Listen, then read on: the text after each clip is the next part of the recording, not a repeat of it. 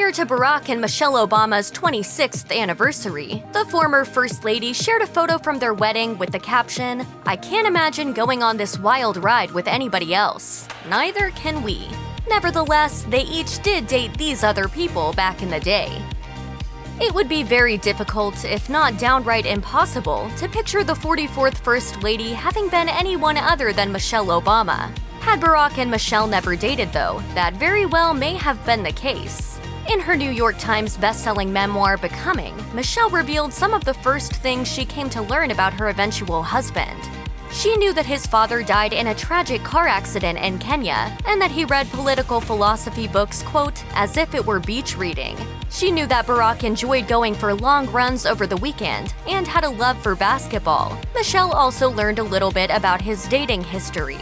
As she wrote in her book, "I knew he'd had plenty of girlfriends in the past, but didn't have one now. This last bit was something I thought I could rectify."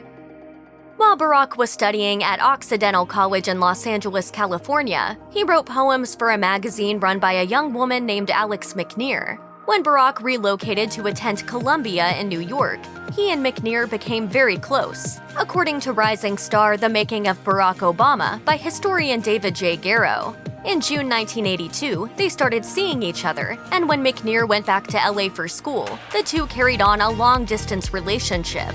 In the early 80s, that meant lots of good old-fashioned handwritten letters. In one letter, the future president wrote, "I trust you know that I miss you, that my concern for you is as wide as the air, my confidence in you as deep as the sea, my love rich and plentiful." By 1983, though, the couple's relationship was beginning to collapse. It would end shortly after. Not long before the two split up for good, Obama wrote to her, "When I see you, the palpitations of the heart don't boil to the surface." Barack would end up meeting his next girlfriend at a Christmas party in 1983. According to an excerpt of the biography Barack Obama: The Story, Genevieve Cook was a graduate student and second and third grade assistant teacher at a school in Brooklyn, though she was from Australia originally. The two stayed at the holiday party until well after midnight, talking and just generally getting to know each other. Take tips, gentlemen. They began dating soon afterward. Cook is quoted as saying, "I'm pretty sure we had dinner maybe the Wednesday after. I think maybe he cooked me dinner. It all felt very inevitable." The two dated until spring 1985, and although the relationship was Barack's most serious yet, it seems Cook was more invested. At the time, Cook wrote in her journal, "I guess I hoped time would change things and he'd let go and fall in love with me." After almost a year of being single, Barack met Sheila Yeager. Rising Star revealed that she and Barack became close in the subsequent months and decided to move in together. After only dating for 4 months, they started talking about marriage. In Garrow's biography, it's revealed that Barack proposed to Yeager in the winter of 1986 while they were visiting her family. But there was a problem. Barack and Yeager's Republican family didn't exactly mesh well. According to Barack's ex, Barack and her father argued over politics, and he did not give the couple his blessing. Still, Barack and Yeager continued their relationship. However, in May 1988, the couple's relationship was faring badly.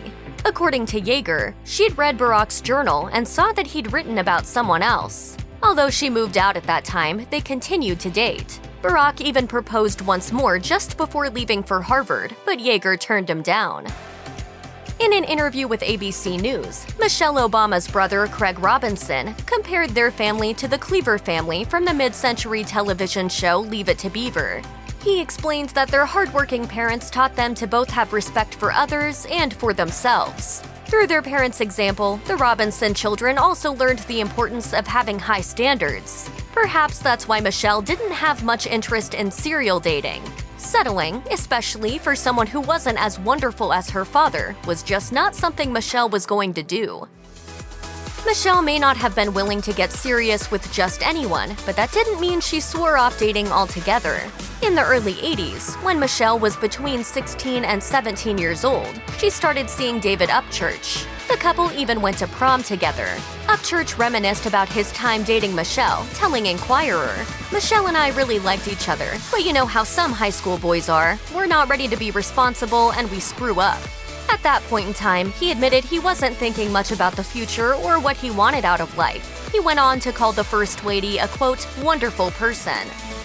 In Michelle Obama's memoir Becoming, she reminisces about Kevin, a college senior and the football player boyfriend she dated during her sophomore year at Princeton University. While they were dating, Michelle thought he was destined for medical school, but he ultimately decided to put his schooling on hold to become a sports mascot. Michelle admitted that she judged him for that decision and dumped him shortly after witnessing him in the furry mascot outfit. As it turns out, things ended up okay for Kevin. Michelle wrote that he did become a very good doctor and even married a fellow alum.